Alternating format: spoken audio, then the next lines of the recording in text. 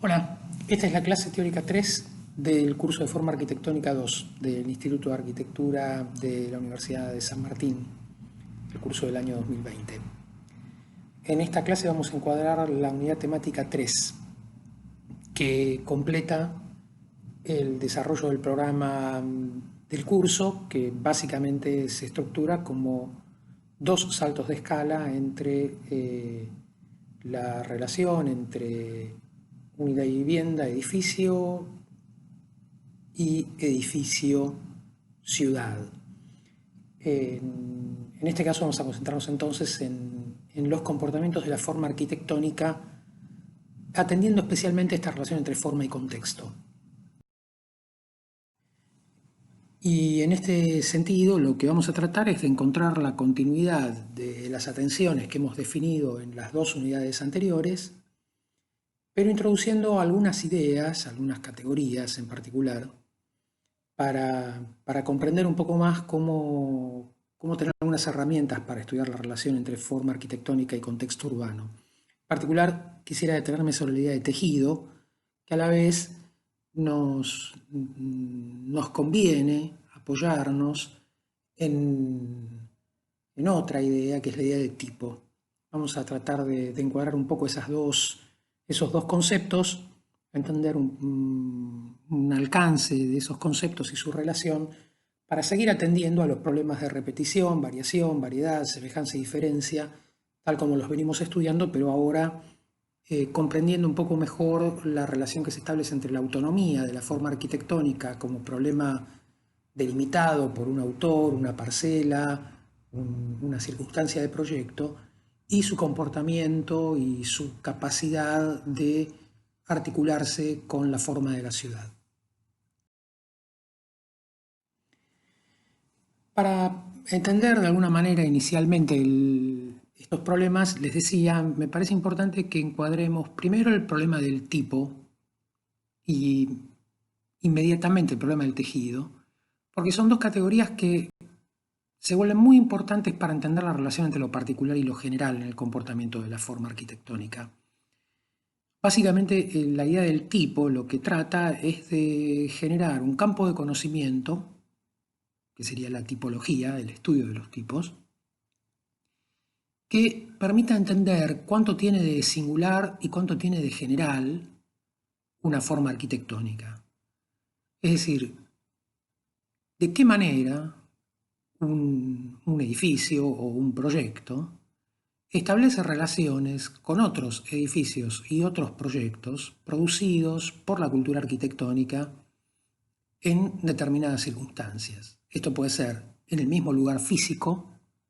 o en otros lugares físicos. En general, la idea del tipo se desarrolla en arquitectura particularmente para comprender, por ejemplo, cómo la forma es capaz de establecer algunas lógicas organizativas que son capaces de superar las particularidades tecnológicas, programáticas, de configuración, que en general tienen los edificios entre sí. Cómo aparecen algunas organizaciones comunes entre distintos edificios y cómo esas organizaciones comunes o típicas entre distintos edificios dan cuenta de formas de habitar, modos de producción, modalidades con las cuales se desarrollan las arquitecturas en determinadas circunstancias o incluso relaciones que se establecen entre arquitecturas producidas en diferentes circunstancias a partir de estas continuidades o discontinuidades formales. En general, los estudios tipológicos ponen en valor muy especialmente la relación entre arquitectura y contexto, es decir, entre los edificios como situaciones particulares y las circunstancias históricas y geográficas en las que son producidos. Por eso es muy frecuente que los estudios tipológicos, por ejemplo producido por Emmanuel Christ y Christoph Gantenbein, generen sistematizaciones y comparabilidades entre distintos edificios en la misma ciudad y los agrupen de acuerdo a tipos que responden a características comunes, fundamentalmente dadas por en este caso, el modo en el que se organiza el volumen edificado en relación a la estructura del parcelamiento y de las manzanas en la ciudad de Nueva York. Entonces uno podría decir que en distintas situaciones en la ciudad de Nueva York hay algunos edificios que operan prácticamente como volúmenes completos, cerrados, y que en todo caso tienen alguna operación de escalonamiento de esa masa edificada. Otros edificios que trabajan esa idea de volumen un poco más a partir de establecer como tajos o operaciones de sustracción que definen patios verticales muy estrechos, que sería como toda la segunda categoría, o donde esas operaciones se vuelven un poco más importantes y producen edificios que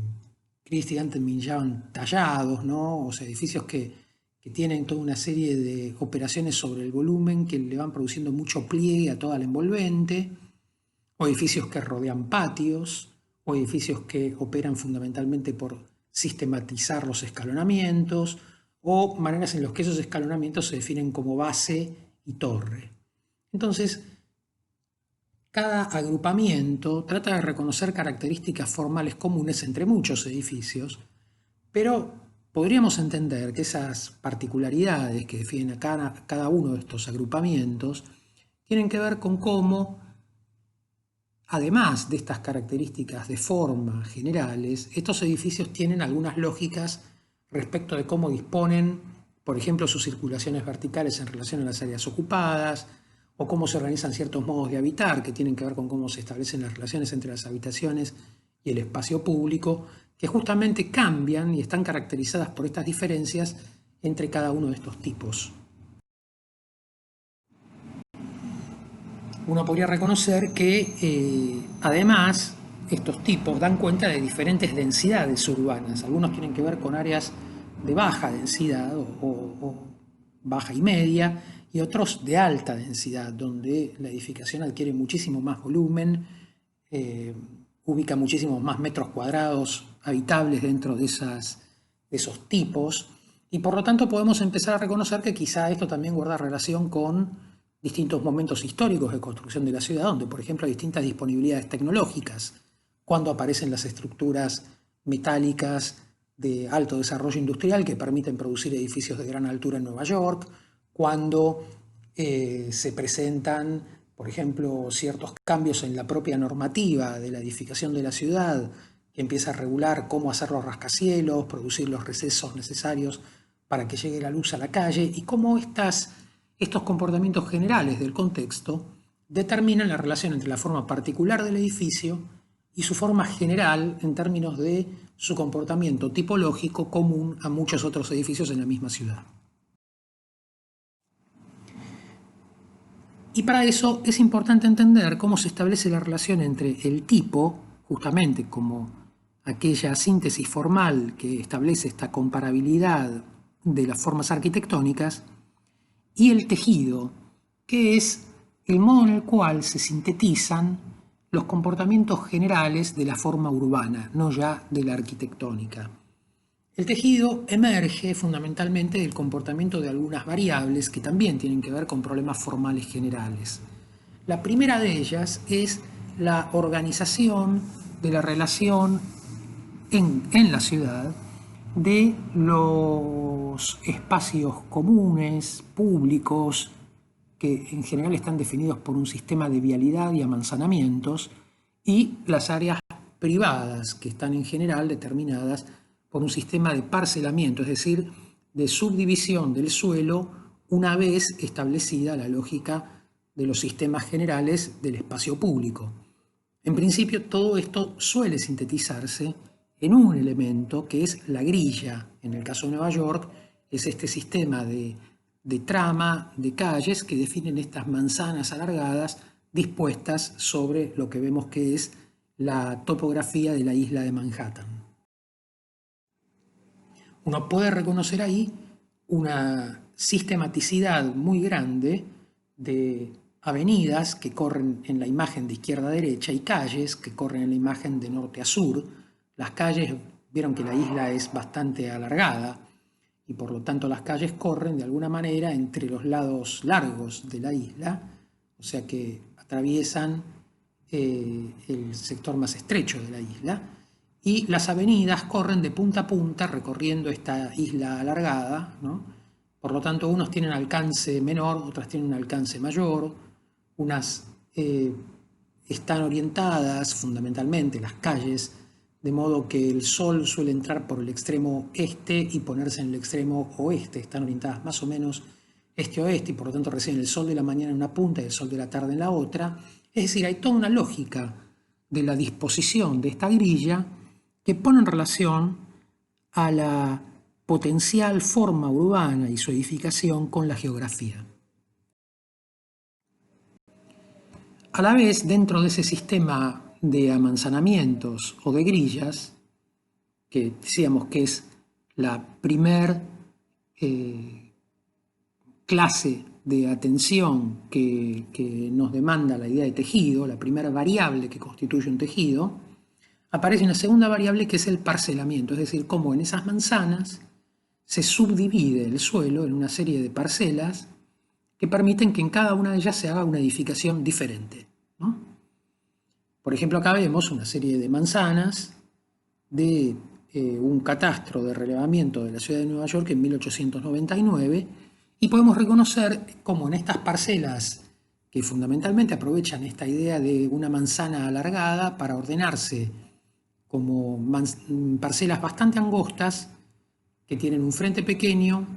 pero que son profundas, que ocupan sobre todo el frente de la manzana con la edificación y tienden a dejar un centro libre de manzana, que es por donde la mayoría de las edificaciones completan su acceso a la luz y el aire. Fíjense que si vemos solamente la huella de la edificación, lo que está pintado de rosado, podemos ver cómo la distancia entre las edificaciones del ancho de calle es relativamente parecida a la distancia entre edificaciones en el centro de manzana, es decir, se va estableciendo una distancia entre edificaciones que permite que haya una buena calidad o razonablemente buena entrada de luz y de aire tanto en el frente como en el contrafrente. Por lo tanto, el modo en el cual se subdivide la manzana se vuelve muy importante para ver qué tipo de arquitectura se puede producir ahí adentro, porque es muy diferente tener una parcela angosta que tener una parcela ancha respecto de cómo podemos ubicar a la arquitectura e imaginar el espacio de la edificación en ese contexto. Por lo tanto, si el tejido de un área urbana está caracterizado por el amanzanamiento y el parcelamiento, hay una tercera variable que termina de definir las características del tejido, que es el modo en el cual se produce la huella de la edificación en ese parcelamiento, o podríamos incluso definirlo todavía con mayor precisión, se asienta un tipo arquitectónico en ese parcelamiento. En este caso podríamos decir que el tejido de esta área de Manhattan se caracteriza por esta grilla de manzanas alargadas que están subdivididas en muchas parcelas angostas y largas con un sistema fundamentalmente de organización que se llama en H, es decir, las parcelas de la punta de la manzana giran y se ponen de frente a las avenidas y por lo tanto producen una frontera de parcelamiento que hace una especie de rotación en la organización de los edificios rodeando el centro de manzana y no se mantiene cortada toda de frente a fondo, de punta a punta, permitiendo que, por ejemplo, los centros libres de manzana entren en contacto con la calle directamente en los extremos, ¿no? Bueno, ese sistema de parcelamiento se superpone a un sistema de amanzanamiento y a la vez sobre ello se superpone una disposición de tipos arquitectónicos que, como vemos, tiende a ser bastante regular y bastante autosemejante, ¿no? Muchos de los edificios ocupan más o menos el mismo volumen en la manzana y van teniendo como esta forma de retirarse del fondo de la manzana que podríamos pensar está seguramente regulado por alguna normativa que dice no podés avanzar más de tanto y por lo tanto por eso se parecen tanto entre sí. Muchos de ellos tienden a producir soluciones parecidas y otros producen algunas variaciones. Por ejemplo, producen unos patios intermedios o producen unos recortes o producen algunos retiros respecto de los frentes, etc. La superposición, entonces, de amanzanamiento, es decir, organización del espacio público, parcelamiento, subdivisión del espacio privado, y edificación, es decir, organización de los tipos arquitectónicos sobre estas determinaciones de subdivisión del suelo son las que determinan los tejidos, los distintos tejidos dentro de las formas urbanas. Y uno puede, de la misma forma que con la tipología, entender cómo se establece la relación entre particularidad y generalidad en los comportamientos arquitectónicos, a partir de la idea del tejido, entender la relación entre particularidad y generalidad de los comportamientos de estas formas urbanas. Uno puede decir, en esta área de Nueva York, para fin del siglo XIX, había un tejido que era en el que había ciertos rangos de variación. A veces las manzanas eran un poco más compactas y no mantenían tan libre el centro de la manzana. A veces el centro de la manzana se mantenía especialmente liberado, pero en general se vinculaban un comportamiento común del amanzanamiento, del parcelamiento y de las edificaciones. Y eso determinaba que en esta área teníamos el mismo tejido. Y esto es muy consistente para el comportamiento de la ciudad de Nueva York hacia fin del siglo XIX. Pero en el umbral entre el siglo XIX y el siglo XX, la ciudad de Nueva York modifica sus marcos normativos fundamentalmente porque se produce una densificación de la ciudad, un desarrollo económico extraordinario de la ciudad y un interés de la política urbana, de la sociedad de Nueva York, por promover esta densificación y este crecimiento de la ciudad que lleva a imaginar un cambio de paradigma respecto de cómo los barrios típicos de Nueva York, que podíamos reconocer en el lado izquierdo de la imagen, ¿no? Una calle típica de Nueva York para 1920, podía convertirse en lo que los planificadores de la ciudad imaginaban como la nueva forma del barrio, donde los edificios fueran reemplazados por torres, ¿no? Esa hipótesis efectivamente se lleva a cabo. Y podríamos ver en un registro de la década del 60 de un tramo de la isla de Manhattan cómo esos bloques que reconocíamos en los planos de fin del siglo XIX tendían a producir este tipo de tejido con este tipo de comportamiento tipológico que ahora podríamos identificar como el de los edificios entre medianeras, de varios pisos de altura, con unas fachadas normalmente de ladrillo, con ventanas de producción industrial estandarizadas, con muy poca expresión de los balcones, fachadas como bastante lisas de volumen, etcétera, techos planos. Pero apenas desplacemos nuestra atención a otros lugares del mismo dibujo, encuadrando las manzanas que se fueron desarrollando a lo largo del siglo XX, lo que empieza a aparecer es una densificación de esta organización que para producirse lo primero que hace es englobar distintas parcelas, ¿no? O sea, para poder producir un edificio de mucho mayor volumen, lo primero que pasa es que no puede haber tantas pequeñas parcelas en una misma manzana, sino que varias de estas parcelas se agrupan, alguien compra todas esas parcelas, las demuele y produce una operación inmobiliaria mayor que unifica en una parcela más grande un edificio más grande, que ahora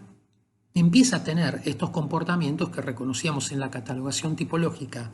de Christ y Gantenbein, donde aparece esta idea del volumen con los sistemas de escalonamiento, sobre todo como modos de que este volumen vaya generando un distanciamiento de la calle a medida que asciende y permita que entre un poco más de aire, un poco más de luz a las avenidas y calles de Nueva York a partir de estos retiros sucesivos que se van dando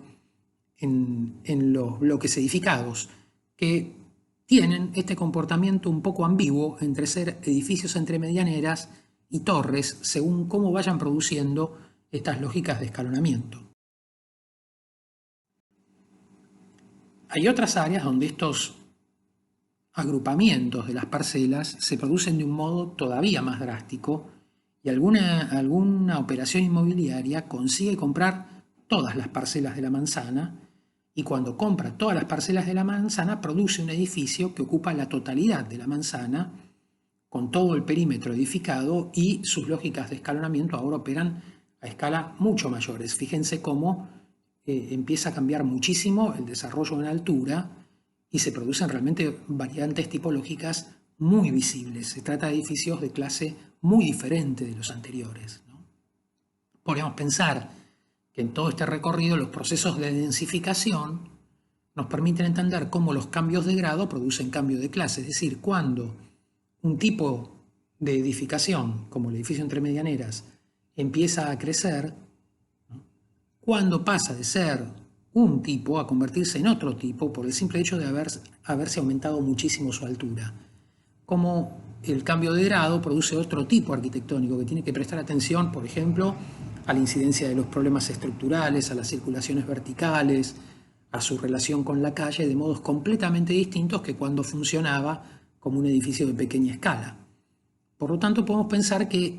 el problema de la tipología no solo nos demanda atender a las semejanzas, sino también a las variaciones. Y no se trata simplemente de producir una catalogación de este edificio forma parte de tal clase de edificio, aquel forma parte de tal otra clase de edificio,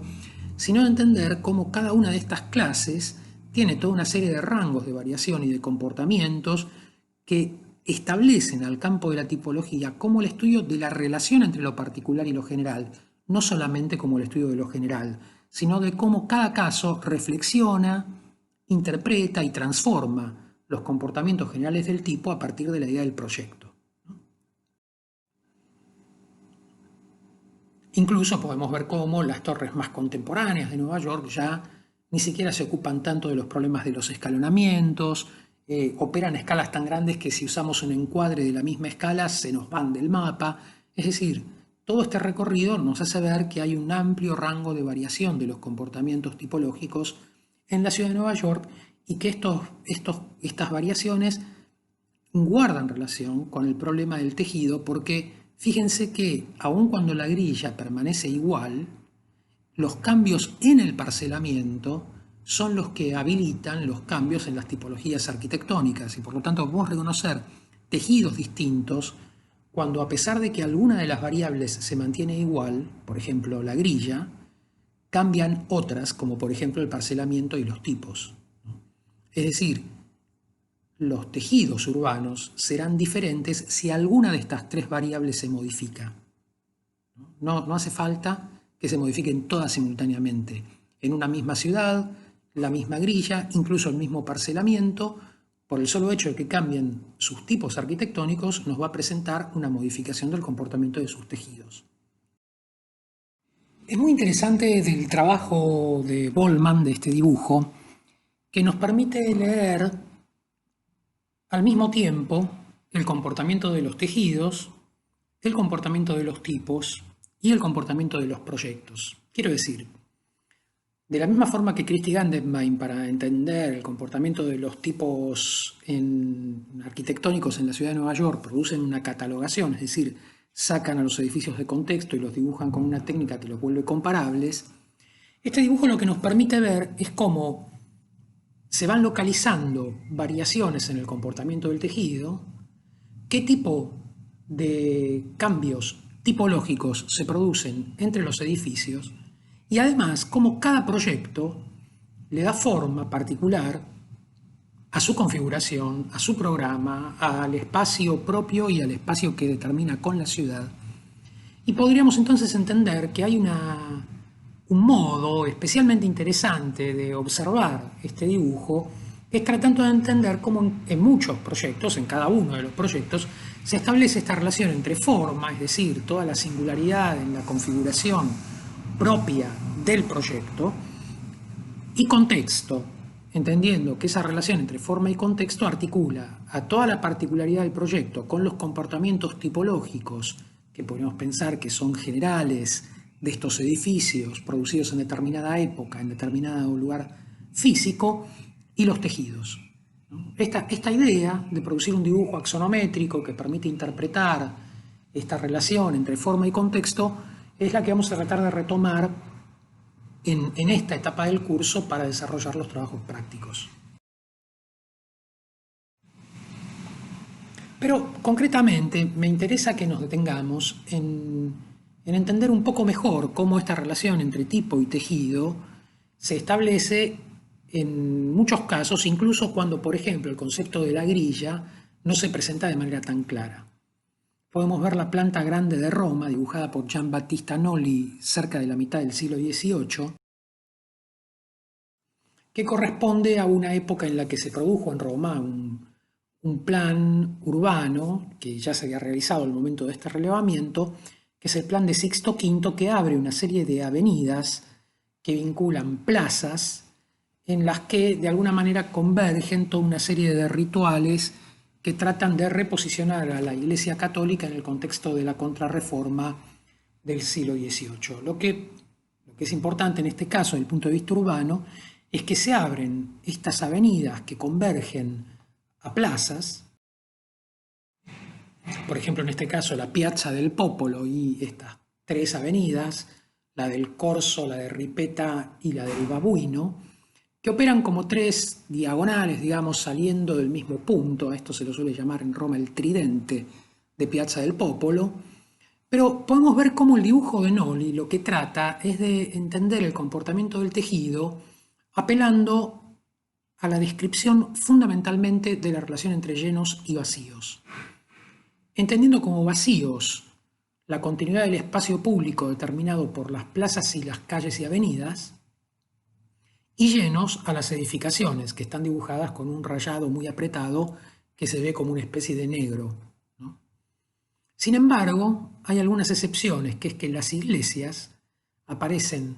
cortadas, mostrando el espacio interior, que se muestra especialmente vinculado al espacio de las plazas y de las avenidas, porque justamente se conciben como edificios públicos vinculados a todos estos rituales propios de la Iglesia Católica, particularmente en plena expansión en ese momento, que tienen que ver con las peregrinaciones, con cómo gran cantidad de extranjeros llegan a Roma y se mueven por estas avenidas en determinadas fechas, conmemorando determinados eventos, y se reúnen en las plazas, de las plazas acceden a las iglesias, de ahí peregrinan a otras iglesias, y se produce toda esta continuidad del espacio público entre la calle y la plaza y el interior del edificio, que motiva a repensar el comportamiento del tejido, en este caso no ya como el punto de articulación entre la edificación y el espacio público, como si se tratara realmente de una diferencia entre lleno y vacío, sino integrando al problema del espacio público en el interior de algunos edificios selectivamente, ¿no? Es decir, dibujando en algunos casos sí y en otros no, y entendiendo muy bien en cuáles corresponde, cómo corresponde, de modo tal que el problema del tejido empieza a tener sentido no solo como comprensión del comportamiento general de la ciudad, sino también como especialmente nos va a interesar, como relaciones específicas que se establecen entre cada proyecto y ese comportamiento de la forma urbana.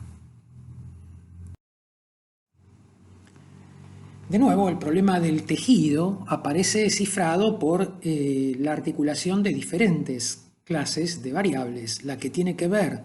con la delimitación del espacio público, también la que tiene que ver con la delimitación del parcelario, que como vemos en una ciudad como Roma, que tiene esta superposición de tejidos antiguos, medievales y modernos en este caso, va dando una serie de variaciones bastante grandes, y podemos reconocer esas variaciones localmente. Si siguen teniendo en foco en la parte superior de la imagen a Piazza del Popolo y al Tridente, pueden ver cómo hacia arriba el borde de Piazza del Popolo termina en una avenida que es en realidad la antigua línea de lo que era la muralla de Roma, como desde la zona del Tridente hacia abajo nos empezamos a encontrar con un tejido mucho más variable, que es el área que había estado más densamente ocupada por lo que sobrevive de la antigua ciudad de Roma,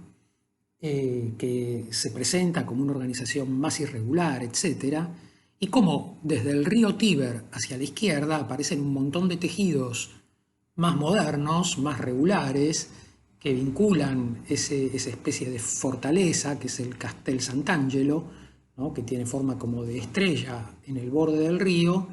con todo un área de expansión de la ciudad desarrollada ya a partir del siglo XVIII en adelante, bajo la forma de avenidas, grillas, etc. Entonces podemos empezar a reconocer cómo se van produciendo toda una serie de diferencias que seguramente tienen que ver con, por ejemplo, las dinámicas históricas de crecimiento de la ciudad en este caso.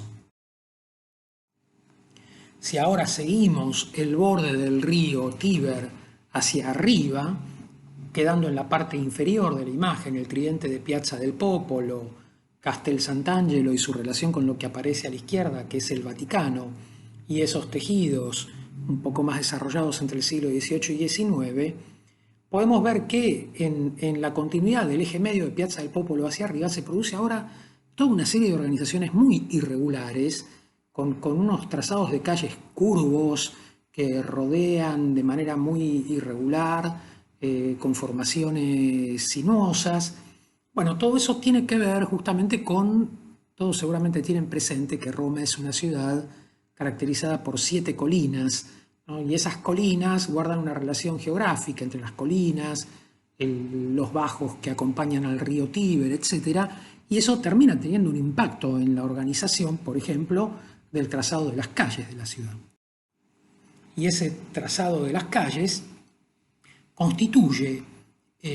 una influencia en la conformación de los tejidos que podemos reconocer como, por ejemplo, se van produciendo tejidos de ciudad más compacta, donde las edificaciones rodean los bordes de la manzana, se arman manzanas muy llenas, y otros tejidos que podemos pensar un poco más abiertos, donde se ven más áreas verdes, las edificaciones ocupan menos superficie, se presentan más separadas, es decir, justamente podemos ver que hay una variación del tejido que puede, obviamente, promover una variación tipológica en el comportamiento de las edificaciones en la ciudad. Y podríamos ver exactamente entonces cómo en algunos estudios tipológicos, por ejemplo, aparece este análisis de cómo esta área vinculada a lo que queda de la muralla norte hacia arriba, en la ciudad de Roma, aparece llena de estas edificaciones pintadas de rojo, que son aquellos amanzanamientos en los que se desarrolla un tipo de edificación conocida como palazzina. Y esas palazzinas, en general, tienen que ver con todas estas edificaciones que justamente no conforman grandes manzanas, como sucede a la izquierda, en el área más costera, más cercana al río, que tienen centros libres de manzana y que concentran edificaciones que rodean a la manzana en el perímetro, sino que compactan la edificación en el centro de la manzana como un edificio justamente sin vacíos interiores prácticamente. O en todo caso con vacíos pequeños, ¿no? Podemos reconocer entonces todo este conjunto de edificaciones que efectivamente define un tejido con características muy particulares, ¿no? Como unas calles sinuosas que van definiendo estas perspectivas pintorescas en las que van apareciendo estos edificios muy compactos rodeados de verde. Los edificios no son muy altos, pero son bastante altos. No son casas particulares, son casas colectivas. Dejan entre ellos unos espacios libres que conforman continuidades de jardines. Y de esos tejidos emergen edificios de características muy diferentes. Por ejemplo, Christ y Gantenbein analizan en particular estos casos propios del siglo XX, donde hay realmente como desarrollos proyectuales muy experimentales y con muchas cualidades muy singulares alrededor de la variación de este tipo palazzina. En particular, por ejemplo, nosotros hemos estudiado el año pasado, por ejemplo, Sofía Gorostide, una de estas palazzinas, el edificio Girasole, producido por Moretti, pero en la instancia de esta última unidad de trabajo, Sofía se detuvo en entender cómo este edificio, que tenía un montón de singularidades que ella había analizado, establece toda esta serie de continuidades y discontinuidades con otros edificios que tienen un comportamiento tipológico similar y cómo entre todos ellos desarrollan de alguna manera las caracterizaciones de este tejido bien particular de la ciudad de Roma. De modo tal que podemos entender en un dibujo no solo todos los atributos propios del edificio, sino también toda una oportunidad de comparar qué tiene de común y de diferente con los edificios vecinos, que todos ellos tienden a producir, por ejemplo, este espacio urbano, que es esta calle que acompaña la ladera de una colina, vinculando las partes altas de la ciudad con el río, etc. Este problema tipológico obviamente nos permite reencuadrar ahora, por ejemplo, el estudio de Cristi Gantenbein, cómo en el caso de Roma se producen todas estas variaciones de edificios compactos de media densidad como las palazzinas con edificios de patios de densidades un poco mayores, el tipo 2, courtyard sería patio, ¿no? Donde aparecen estas casas colectivas pero que ahora operan un poco más sobre la idea de una escala mayor, justamente en estas manzanas más grandes, o los edificios de bloque abierto que tienden a producir sistemas de amanzanamiento, pero que tienen algunos pasos libres entre la calle y el interior de la manzana, y así siguiendo, justamente tratando de entender qué relaciones de semejanza y diferencia se van produciendo entre los distintos tipos que a la vez establecen relaciones bien particulares con determinados tejidos de la ciudad de Roma, y cómo además podemos estudiar cada uno de estos proyectos, como de hecho hace el libro, tratando de entender qué relación guarda cada proyecto con el tipo al que de alguna manera pertenece. Estos ejercicios nos han interesado bastante y es un poco lo que nos interesa retomar. El año pasado, por ejemplo, podíamos ver cómo estos trabajos de Anaí Garay observaba la relación entre un pequeño conjunto de viviendas producido por Enrique Miralles y Benedetta Tagliabue en la isla de Borneo, en el puerto de Ámsterdam, se ponía en relación con todo un sistema de proyectos de vivienda colectiva, donde había algunos casos con un alto grado de repetición, otros con un grado bastante grande de variedad, pero aún así todos participaban de la definición de este tejido particular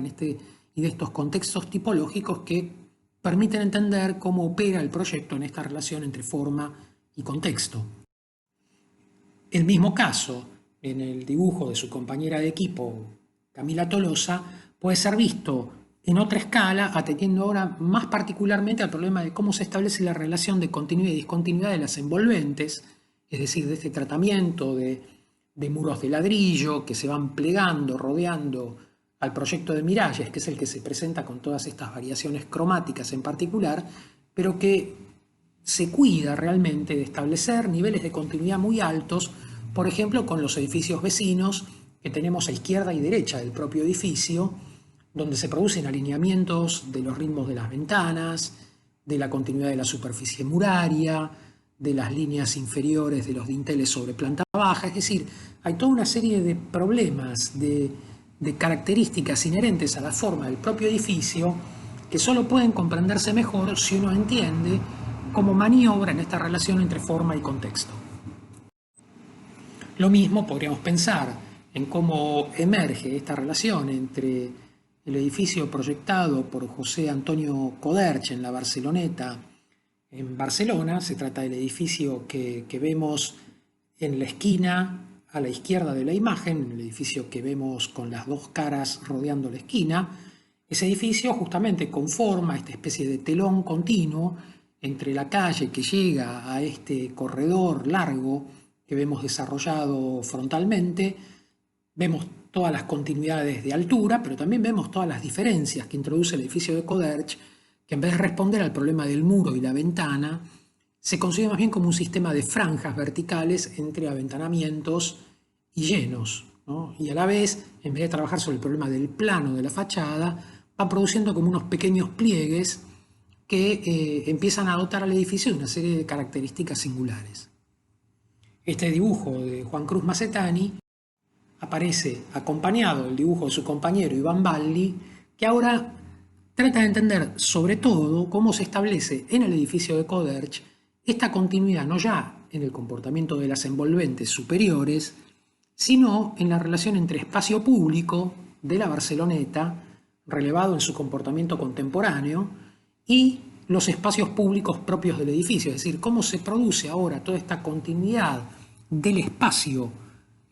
colectivo del edificio con el espacio público de la ciudad. Me gustaría que ahora hagamos un pequeño recorrido por los casos con los que vamos a trabajar, tratando de entender por dónde podrían presentarse algunas oportunidades de comprensión de esta relación entre proyecto, tipo y tejido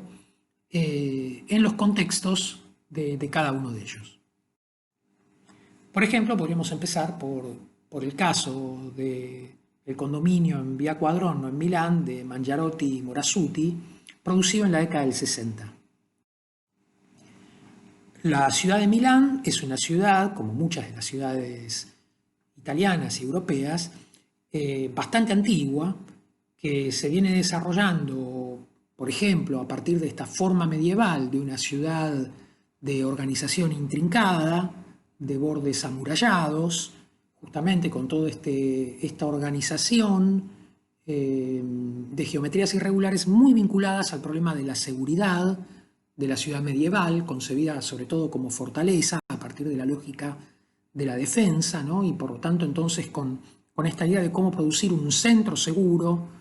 una serie de murallas, una serie de puertas que conducen a calles, que vinculan el exterior de la ciudad con el interior de la ciudad, y cómo estas calles después se traban en unos recorridos más irregulares que tienden a producir justamente como la posibilidad de que aun cuando la ciudad es sitiada y las murallas de la ciudad son vencidas, se puedan producir toda una serie de recursos de defensa de la ciudad en el interior de la propia organización urbana. Estas ciudades, a lo largo del tiempo, tienden a expandirse, en particular en el siglo XIX. La ciudad de Milán desmonta el cierre amurallado que rodeaba a este enclave medieval y empieza a producir una expansión que, como nos pasaba en la ciudad de Roma, empieza a tener un comportamiento como de un sistema de avenidas y calles bastante más regular, con manzanas que vemos que ya responden a una grilla más sistemática en el perímetro de la antigua ciudad, y se produce una banda de transición entre esa muralla ya vencida de alguna manera y este proceso expansivo de la ciudad, el área compacta del centro histórico de la ciudad, que vemos resaltado por una superficie coloreada más intensa, donde vemos la mayor presencia de edificación compacta, y justamente una especie de banda de transición donde reconocemos que las edificaciones acompañan sobre todo a las avenidas que vinculan las áreas de expansión de la ciudad con las áreas céntricas. Entonces vemos cómo se conforman unas especies de avenidas corredor con edificaciones que las acompañan y unas áreas un poco más libres que van quedando definidas por estas edificaciones que acompañan sobre todas las avenidas. Si nos concentramos en esta punta, en el extremo que indica el giro de la muralla en el extremo inferior derecho de la muralla de la ciudad, vemos cómo estas avenidas que van de interior a exterior y las huellas de la antigua muralla conforman justamente este agrupamiento de edificaciones en relación a las avenidas y una serie de espacios libres bajo la forma de hospitales, en este caso, de jardines y patios de hospitales o de institutos de distinta clase, en general vinculados a la salud, el Instituto de Raquíticos, el hospital, el caserón de los médicos, etc. Y cómo en el cruce de Vía Quadronno con esta vía San Calímero que viene desde los interiores de la ciudad, del primer cerco antiguo de la ciudad, entre el primero y la segunda línea de las murallas de la ciudad, bueno, se produce acá una convergencia irregular que aparece en general dominada por la presencia de este edificio en los primeros años del siglo XX. Para la segunda parte del siglo XX lo que podemos encontrar es que ese cruce de Vía Quadronno con esa calle ahora ya desaparece la presencia de ese edificio, ¿no? Se abre una plaza que vincula estos tejidos interiores de la ciudad con los bordes externos de la ciudad y la línea de crecimiento de la ciudad del siglo XIX y XX, Y en relación a esta plaza pasante con juegos infantiles y este espacio abierto que ya no forma parte del interior de una institución médica, sino que se trata del conjunto de una serie de tejidos de vivienda desarrollados sobre todo durante el siglo XX para justamente redensificar esta área céntrica de la ciudad, ya incluso encajada en el casco antiguo de la ciudad. Bueno, en ese contexto aparecen las intervenciones de Mangiarotti y Morasuti, acompañada de otro edificio, que efectivamente conforman o redefinen toda la relación entre espacio público, espacio privado y estructura del amanzanamiento en este borde entre Vía Quadronno y la presencia de estas avenidas de borde y paseos que coinciden con la posición de las antiguas murallas de la ciudad. Cuando lo leemos en la actualidad, como registro ahora ya de los comportamientos de esta superposición, esta lectura de tejido que da cuenta tanto de la estructura del espacio público, el parcelamiento y las edificaciones, podemos ver cómo se conforma de alguna manera esta especie de centro libre con toda esta condición de plaza, de espacio verde, y en particular cómo la irregularidad, en particular del edificio de Mangiarotti y Morasuti, es un modo de articular todas estas complejas geometrías que convergen en este punto, porque tenemos por un lado el pasaje que acompaña a la plaza, la llegada de la diagonal, que de alguna manera la punta achaflanada del edificio pone esa arista en relación a la continuidad de la diagonal con todo este espacio público que le da un muy interesante remate a toda esa situación que viene desde el centro de la ciudad,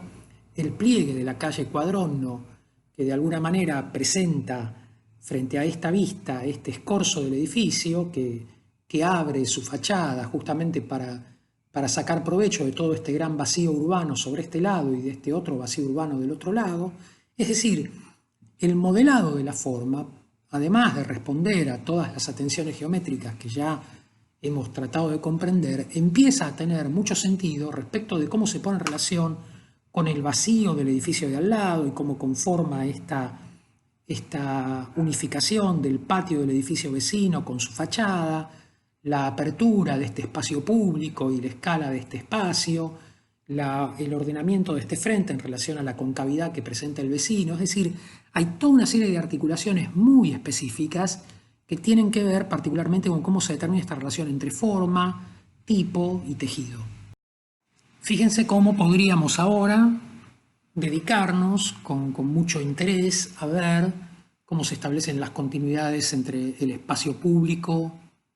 de los espacios urbanos, con el espacio público propio del edificio, el modo en el que se modela la planta baja, sus accesos, la relación con las circulaciones verticales internas del edificio, cómo se establece la relación entre el edificio, su geometría y todas las geometrías de las trazas urbanas, los vecinos,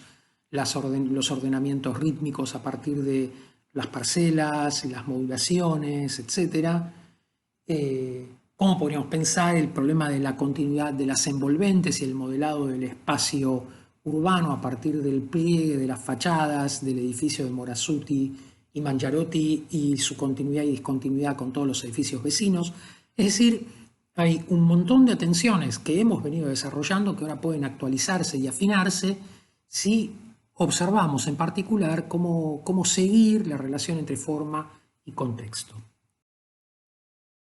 Repasemos ahora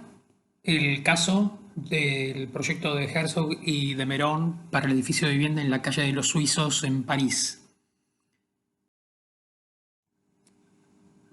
París presenta una organización urbana compleja. Es difícil reconocer a simple vista cuál es la lógica estructural dominante de la ciudad, pero podemos reconocer que es una organización que también, como muchas ciudades europeas, procede por un sistema de crecimientos sucesivos a partir de una estructura que se consolida en la Edad Media bajo la forma de una ciudad rodeada de cercos y murallas, etc. En este caso atravesada por el Sena, y que termina siendo una de las ciudades más grandes de Europa, como veíamos en la imagen anterior, una ciudad muy extendida, muy compleja. Ese proceso de crecimiento, que es bastante sucesivo, está caracterizado muy especialmente por los planes desarrollados durante el siglo XIX, particularmente el plan bajo el gobierno de Napoleón III, del barón Haussmann, que lo que produce es la apertura de una serie de grandes avenidas urbanas que atraviesan los barrios de tejidos densos que se habían desarrollado durante la Edad Media y los integra en esta nueva estructura mayor que genera un segundo borde estratégico de la ciudad.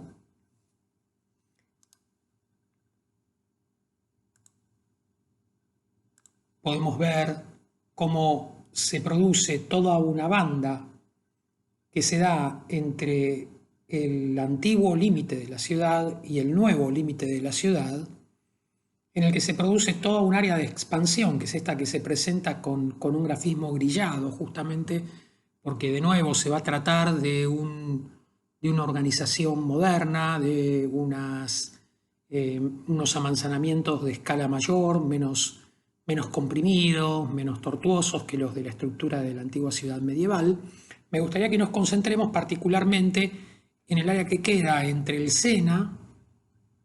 y esta área de expansión, en esta zona, en lo que son en general los barrios 13, 14, si no recuerdo mal, están numerados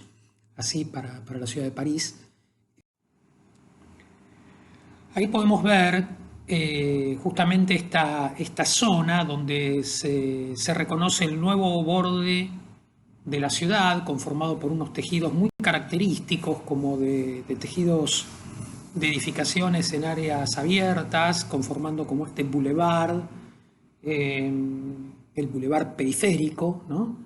Y entre el boulevard periférico y el boulevard Brun se estructura toda esta área como entre la traza del ferrocarril y los tejidos más compactos de las áreas centrales. Podemos ver la antigüedad de los tejidos, podemos ver que antes del 1800 aquí prácticamente no había nada, ¿no? Y que todos estos tejidos son dominantemente de estos colores que parecen indicar el crecimiento de la ciudad en la segunda mitad del siglo XIX especialmente, ¿no? Quisiera que nos concentremos acá, que podamos empezar a ver cómo estas manzanas son manzanas de dimensiones bastante grandes, con edificios importantes que no están definidas por un pequeño parcelamiento y un montón de pequeñas edificaciones, sino por agrupamientos bastante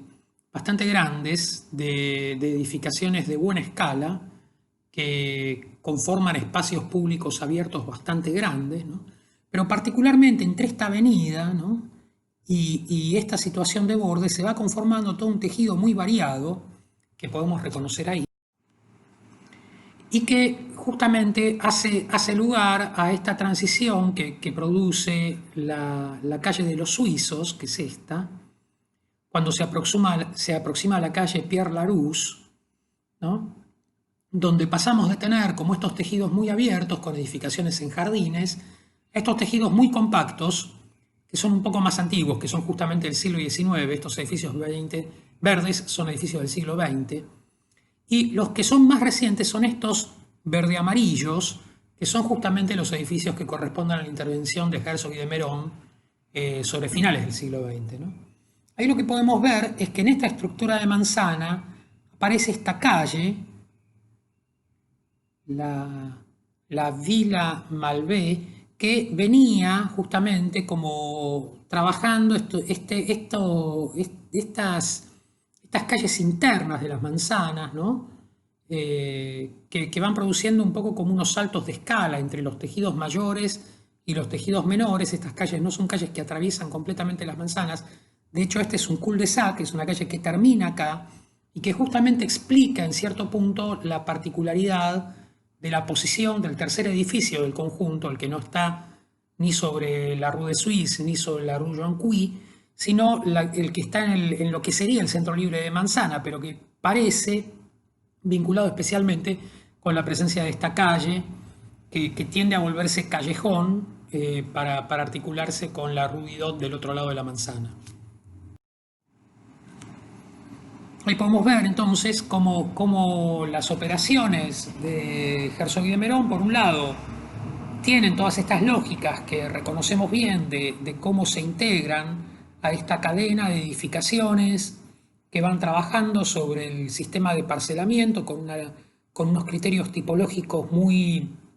redundantes, como manteniendo el problema del edificio entre medianeras, la fachada de frente y contrafrente, los niveles de altura, el comportamiento de la fachada como telón urbano y el cuidado sobre la continuidad de las envolventes tanto de la calle como del centro de manzana, y la aparición de esta pieza un poco diferente y todas las transiciones que produce con los fondos de las parcelas vecinas, que como ustedes saben, por lo menos los que están estudiando el caso, tiene toda una serie de particularidades que modela de forma muy especial todo el comportamiento del conjunto. Podríamos seguir rápidamente como recorriendo los otros casos, el edificio Girasol de Coderch en Madrid, y reconocer ahora esta estructura primaria de Madrid como una ciudad de nuevo, con un casco histórico dominantemente definido en la época medieval, con las mismas estructuras que el resto de estas ciudades europeas, el límite de la ciudad amurallada, todo el tejido intrincado y compacto de las callecitas de la Edad Media, y las expansiones del tejido a partir del crecimiento de la ciudad moderna. Particularmente me gustaría que tratemos de observar cómo crece en esta dirección hacia arriba y la derecha, en particular siguiendo la huella de esta avenida muy importante en la estructura de Madrid, que es el Paseo de la Castellana. Esta es la un poco posición original del tejido histórico de la ciudad. Vemos acá la situación de borde que después define la condición del Paseo de la Castellana. Y podemos ver este segundo esquema de crecimiento producido en el ensanche del umbral del siglo XIX y inicios del siglo XX en la ciudad de Madrid, que justamente modela este primer gran ciclo expansivo de la ciudad, que define toda una serie de barrios en el noreste de la ciudad, ¿no?, siguiendo la línea de la Castellana, de los cuales me interesa que nos concentremos en Salamanca, que es este. Y al observarlo podemos entender cómo se va definiendo una estructura de algunas avenidas principales que justamente vinculan este tejido con el Paseo de la Castellana y el área histórica del casco de la ciudad. Estas avenidas van definiendo unos ritmos que tienden a organizar secuencias de más o menos 3 o 6 manzanas, ¿no?, en sus sistemas de conexiones de avenidas principales, con plazas, con esta estructura de grandes avenidas urbanas bajo la tradición de este urbanismo francés que veíamos en el plan del barón Haussmann, y cómo van apareciendo estas manzanas grandes, definidas con esta estructura muy recta de la grilla y con un sistema de parcelamiento también muy regular. Ese sistema regular de parcelamiento va dando lugar a unas organizaciones tipológicas que también son bastante simples. Podemos ver lógicas de repetición muy consistentes, con dimensiones muy regulares de las parcelas, bloques edificados que van de medianera a medianera, que van dejando pequeños patios en el centro, que tienden a conformar algunos centros libres de manzana, no muy grandes, a veces un poco más grandes, a veces un poco más chicos. Y en particular vemos esta manzana en la que aparece una operación un poco diferente, caracterizada de un modo distinto, que justamente adquiere una escala mayor porque tiende a ser un bloque bastante mayor de edificación que los vecinos, y que es la intervención de Coderch. Es bien interesante ver entonces cómo el edificio parece establecer una continuidad muy visible en la organización del volumen edificado con todo el comportamiento del tejido del área de Salamanca, básicamente el problema de los bloques compactos, con patios chicos, con relaciones de conformación de la continuidad de los frentes a la calle, etc. Pero al mismo tiempo podemos entender que hay una dinámica de descomponer rítmicamente al edificio en un sistema casi como de pabellones articulados, ¿no? Como de mucha mayor porosidad de la relación con la calle, de variaciones geométricas, de cambios en el concepto del envolvente, de la relación con el espacio público, etcétera, que nos permitirían entender justamente cómo se constituyen estas relaciones entre la singularidad de la forma arquitectónica y su continuidad con los comportamientos tipológicos y de tejido del contexto. Podemos ahora revisar brevemente el contexto del proyecto de Esch y Zinsel en Mayengase, en Basilea, en Suiza, realizado hace muy poquito tiempo. Basel también, como la mayoría de estas ciudades europeas, es una ciudad de crecimiento progresivo a partir de cascos originales medievales. En este caso es importante entender la relación que establece la ciudad con el río y la importante función de los puentes que trabajan en esta conexión de cada lado de la ciudad con el otro. Esa estructura originalmente articulada por un puente se ordenaba muy especialmente a partir de la relación entre la huella de una primer muralla y el crecimiento de una segunda muralla, ya en la transición entre la Edad Media y tiempos modernos, en los que se van presentando estas continuidades y discontinuidades y sobre todo la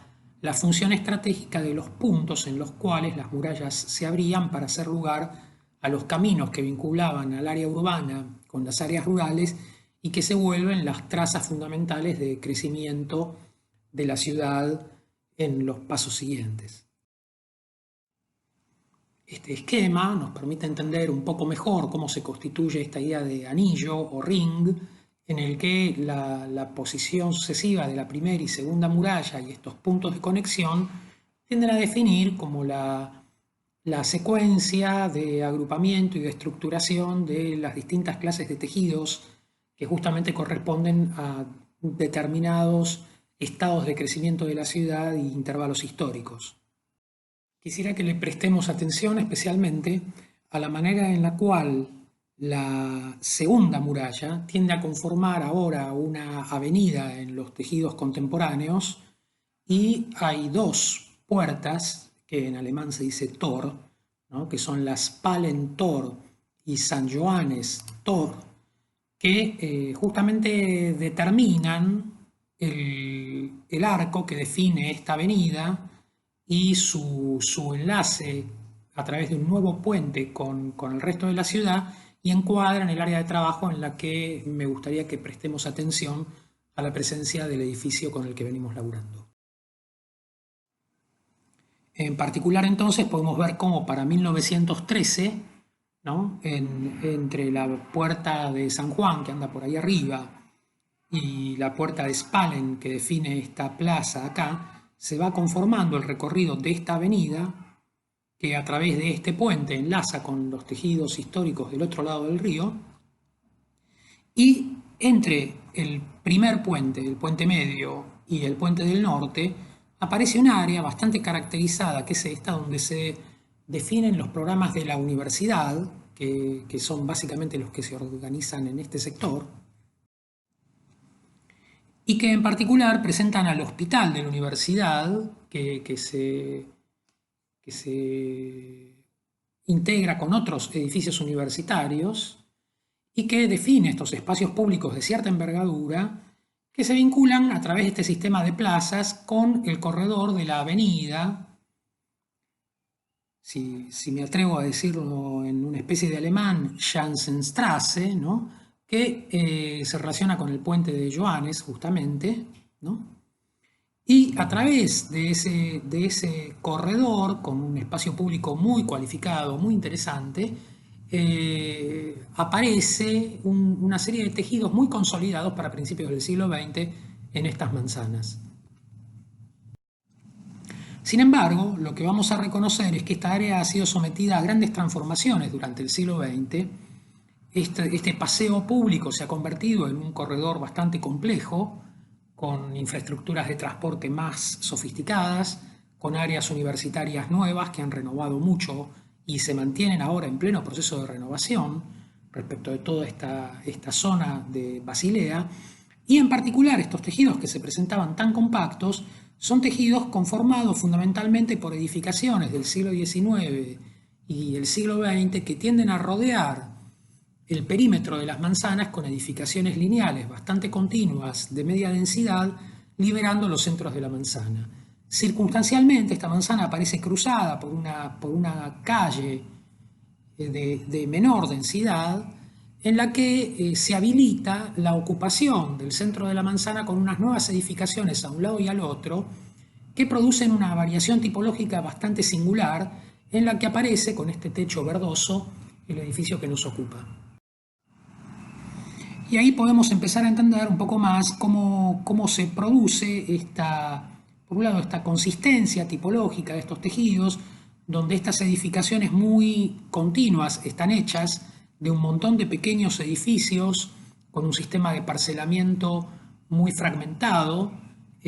pero donde esos edificios tienen una muy persistente organización tipológica que va definiendo muy claramente la forma de la calle, la forma del centro de manzana, la continuidad de los espacios comunes, definidos ya por momentos como espacios públicos, que incluso tienen relación con la calle a modo de jardín, y cómo aparece de alguna manera muchas de las particularidades del edificio de Esch y Zinsel, con algunas semejanzas y diferencias con edificios bastante anteriores que parecen formar parte de un tipo de razonamientos en la conformación de los tejidos de esta área central de los espacios del crecimiento moderno de la ciudad de Basilea, que de nuevo vamos a poder analizar desde el punto de vista de toda la singularidad del proyecto que nos ocupa y a la vez de toda su particular manera de establecer relaciones con la continuidad y discontinuidad con los comportamientos tipológicos y de tejido del contexto. Cuando ahora empezamos a abordar otro tipo de organización urbana, como la que nos propone el caso de Oma en Fukuoka en la década del 90, aparecerán algunos atributos del contexto bastante distintos de lo que reconocíamos en estas ciudades tradicionales europeas. Fukuoka es una gran ciudad del Japón, una ciudad muy extendida, organizada alrededor de una bahía, con un montón de atributos propios de las ciudades portuarias y de alguna manera con toda esta lógica organizativa que va de alguna manera de la costa al interior de la isla. Y en esa estructura se vuelven muy importantes las funciones de estos largos corredores a modo de autopistas nacionales, ya ni siquiera regionales, son parte de la red que produce toda la articulación entre las distintas islas que conforman el Japón. Y me gustaría que nos concentremos en toda esta expansión hacia el noreste, que a la vez aparece acompañada por la traza del ferrocarril. En esa dinámica podemos reconocer cómo Nexus World es una urbanización contemporánea que tiende a tratar de redefinir el comportamiento de un sector próximo al puerto, muy atravesado por estas infraestructuras lineales que, como les digo, tienen de alguna manera esta escala regional. Y en particular estas infraestructuras, la del tren y la de la autopista, definen como estos grandes islotes en un entramado de grandes avenidas, como bajadas y enlaces con las autopistas, sistemas de circulación a modos de puentes, es decir, un poco esta red macroscópica que define como estos grandes tejidos experimentales de redesarrollo de la ciudad y de reconversión de áreas que eran de apoyo, de servicios industriales, etcétera, ahora en centros comerciales y de habitación. Y en ese contexto la aparición entonces de, por ejemplo, el cruce de esta avenida que pasa por debajo de esta autopista y que integra todo un desarrollo del área costera a un lado y su continuidad hacia los tejidos interiores del otro, en el que Nexus World básicamente se ocupa de producir una especulación sobre cómo armar un tejido experimental de renovación del área urbana en este punto de cruce, donde particularmente podemos reconocer la operación de OMA integrada a otras operaciones de distintos proyectos arquitectónicos llevados adelante por otros arquitectos también de firmas reconocidas internacionales que de alguna manera producen un encadenamiento no ya de tipologías y tejidos consolidados y tradicionales de la ciudad, como veíamos en el resto de los casos, sino más bien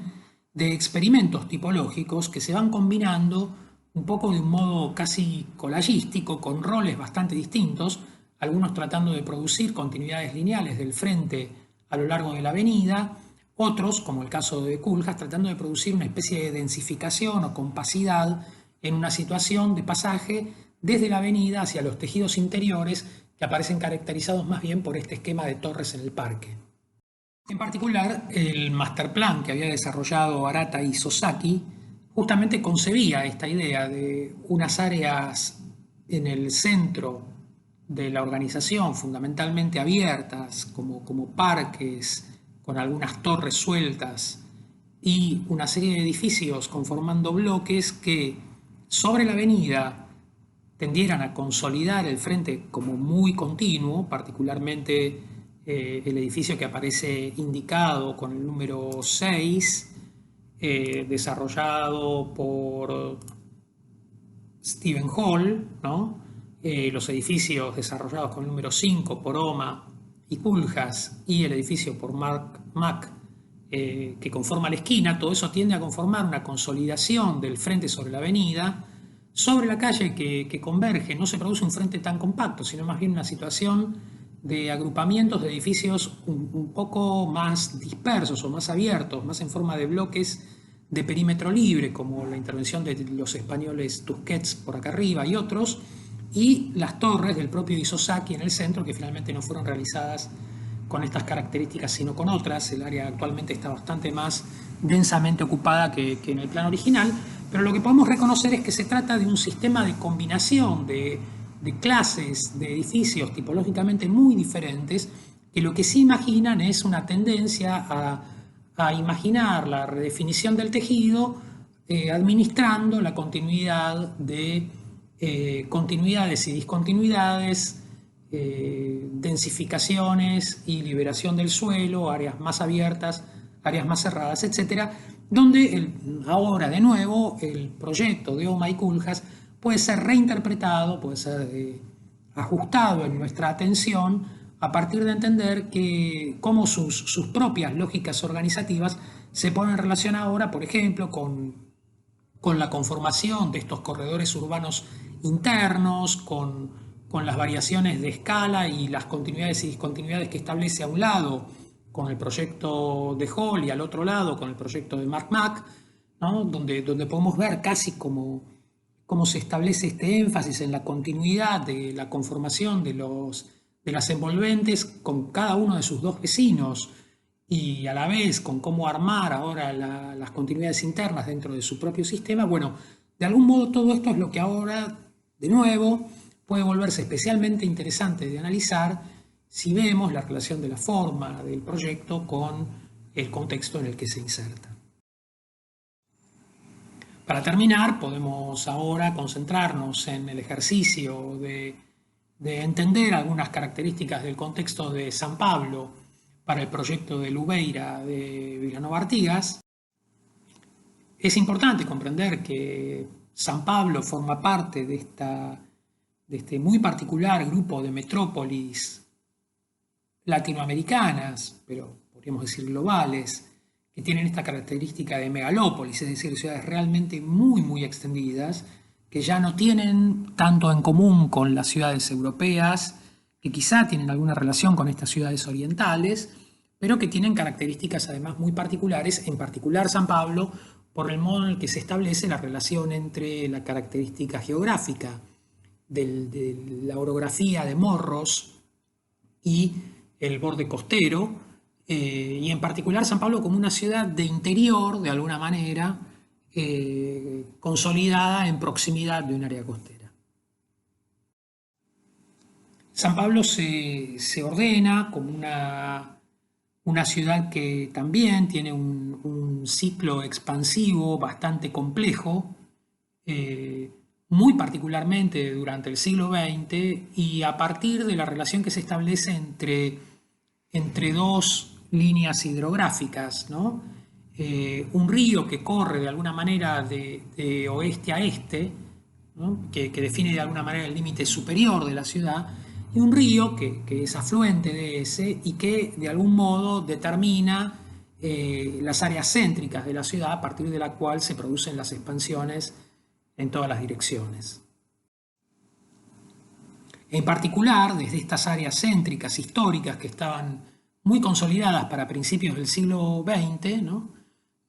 Podemos encontrar para 1905 la definición de estos tejidos de borde de la ciudad,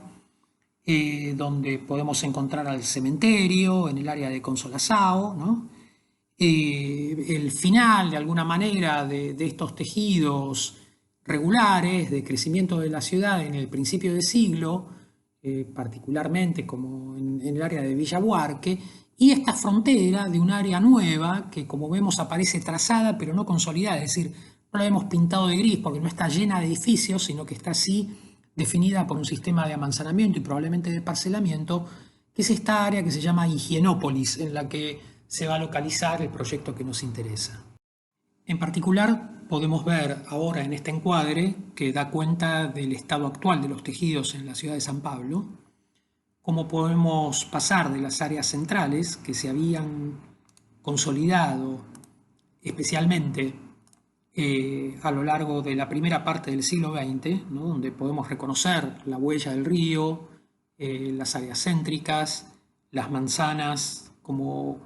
perfectamente compactas, llenas de edificación, que van bien ocupadas hasta los bordes,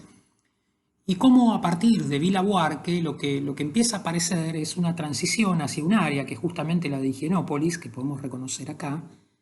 que empieza a tener un comportamiento de los tejidos donde las edificaciones no definen tan claramente el borde de la manzana, no se pegan a la calle, sino que van dejando continuidad entre el espacio público y el interior de la manzana, y se presenta un tejido que se ha caracterizado sobre todo por su desarrollo en la segunda parte del siglo XX como un tejido más abierto, con otro tipo de organización tipológica, otro tipo de relación entre los edificios y el espacio público, y particularmente el área de Pacaembu, que es esta que vemos a la izquierda de la imagen, que está vinculada al estadio, que es bastante famoso, que a la vez también desarrollada durante el siglo XX, durante la buena parte del siglo XX, digamos, tiende a presentar un tipo de tejido completamente distinto, ¿no? Más caracterizado por toda esta organización pintoresquista, que a la vez tiende a adaptarse a la posibilidad de producir el trazado de las calles acompañando las cotas del morro y organizando toda una serie de arquitecturas de media y baja densidad, bastante menos densa que la que reconocemos en otras áreas urbanas. Esta transición puede ser reconocida con un poco más de claridad cuando uno observa en particular el área de Higienópolis y cómo trabaja de algún modo a caballo entre los tejidos abiertos de Pacaembu y los tejidos compactos de Villa Buarque y todo el área central de la ciudad de San Pablo. Cuando la observamos en una imagen contemporánea, satelital, podemos ver como esto que mencionábamos, como las organizaciones de los tejidos pintorescos un poco a modo de ciudad jardín de Pacaembu, los tejidos densos pero abiertos de Higienópolis, donde podemos ver la presencia de todos estos bloques en forma de torres y toda su vecindad y su compacidad y proximidad, manteniendo estas filtraciones hacia el interior de la manzana, que no se consolida como una caja cerrada de edificaciones, sino más bien como una superficie verde en la que se multiplican las edificaciones aisladas. Y en particular podemos ver cómo ese comportamiento genérico parece encontrar una situación muy singular en este punto en el que se cruzan dos calles importantes que tienden a producir un ordenamiento de estos tejidos, producen un área abierta con un espacio verde, y ese espacio verde ahora, en vez de encontrar un poco el tope con la multiplicación de las torres y estos pasajes angostos entre bloque y bloque, cambia la organización de las torres se ponen más bien en un sentido diferente que casi la mayoría de todos los demás edificios, producen un gran espacio urbano en el centro que aparece especialmente articulado con todo este vacío urbano de gran magnitud que podemos reconocer entre el frente de este edificio y la presencia del proyecto de Vilanova Artigas en este punto, ¿no? Podemos reconocer entonces toda una serie de singularidades, producto sí de la posición particular de la parcela, pero también de la decisión de Vilanova Artigas de modificar la estrategia primaria de cómo concebir la relación entre tipo y tejido, que venía de alguna manera reproduciéndose muy regularmente en toda Higienópolis, y poner en valor justamente este punto como un punto de transición entre estos tejidos y otros tejidos que son los que reconocemos por acá, con el museo, con los parques, con la transición hacia Pacaembu, y justamente la posibilidad de producir acá una variación que, por un lado, guarda relación muy atenta con los comportamientos tipológicos y los tejidos propios de Higienópolis, y por otro lado, en el proyecto desarrolla formas completamente singulares.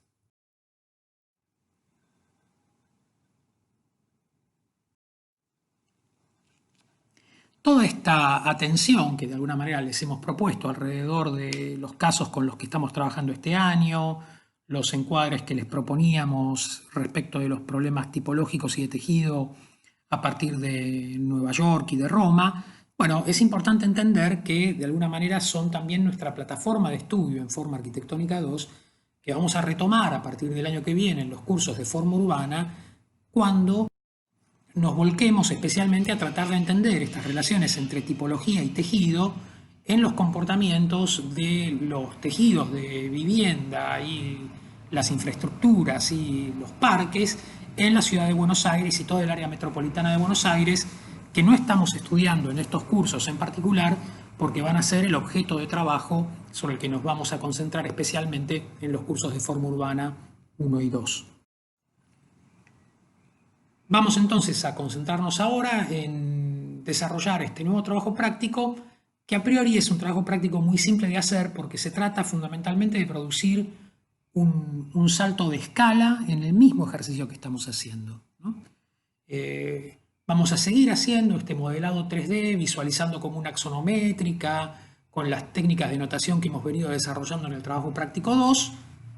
De nuevo, cada estudiante se va a concentrar en producir uno de estos dibujos con los mismos criterios con los que veníamos trabajando, pero cada uno va a abordar este cambio de atención en el pasaje de la descripción del edificio a la relación entre el edificio y el contexto. Y en ese pasaje, en ese pequeño salto de escala, lo que vamos a tratar es de entender cómo ahora leer a la organización modular en esta transición entre la edificación y el tejido, entender de alguna manera cómo influye la estructura parcelaria, la estructura vial, la continuidad del espacio público en las organizaciones modulares, cómo entender la continuidad de las organizaciones de las envolventes, cuando ahora tratamos de entender cómo las envolventes del edificio se ponen en relación con las envolventes de los vecinos y definen de alguna manera el modelado del espacio público, del comportamiento de las edificaciones y de la continuidad de los suelos, y cómo podemos pensar ahora particularmente el comportamiento de la continuidad de los espacios comunes cuando se vinculan al espacio público a partir justamente de estos criterios de lleno y vacío que tratamos de definir con las atenciones que nos proponía Giambattista Noli. Finalmente, el trabajo en equipo va a seguir siendo determinar la comparabilidad y la relación entre los distintos ejercicios y cómo cada uno puede afinar su atención sobre determinadas particularidades, pero cómo dialogan entre sí, y cómo cada uno avanzará en el desarrollo de este trabajo para poder seguir avanzando en el modelado tridimensional del caso, pero incluyendo ahora otros elementos, otras atenciones, y particularmente los modos de editar este modelado y su visualización